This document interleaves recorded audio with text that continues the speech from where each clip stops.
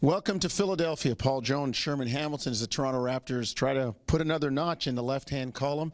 Raptors taking advantage of teams with, well, lesser record, Sherman, as they really walked on Charlotte, and they put up 129 points, a season high in assists, a season high in three-pointers made, and that was probably the way they wanted the offense to function when they made those changes or thought about those changes back last June. Well, it was, and it was clicking on every level for the Raptors, and their defense didn't slide as well. So to have both sides of the basketball working the way it did, that's phenomenal. Now they got to bring that into a game against a Philadelphia team that is struggling right now, but a team in their division that, you know, from a talent perspective, if their roster is healthy, they can be a challenge. Well, Philadelphia started off great guns. I mean, when you think about it, they were a team that people were looking at as up and coming.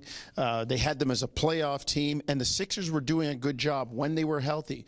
Ben Simmons, arguably the rookie of the year. Joel Embiid, a huge force. But the Raptors will not see Joel Embiid in Philadelphia. We're not sure about Toronto, but not seeing him in Philadelphia. Ben Simmons really doesn't have that running mate. And the Sixers have lost 3 in a row, Sherm, and all of a sudden they are below the playoff line. They sit in 10th.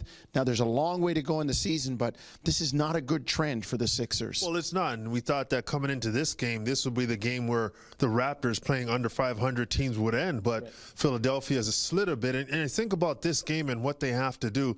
They have to really send a message because they're going to face them in a couple days again, so they've got to make sure that they jump all over this Philadelphia team, and there's no Joel Embiid. It doesn't matter. They've got to be aggressive. They've got to play their style of basketball, and kind of like they did against Charlotte, just come out and play the way they know they can play and just shut this game down as quickly as possible. The Raptors have been rolling, no question about it. Let's see if they can keep it rolling, and you can see the game on Sportsnet at 7 o'clock and hear it on TSN 1050.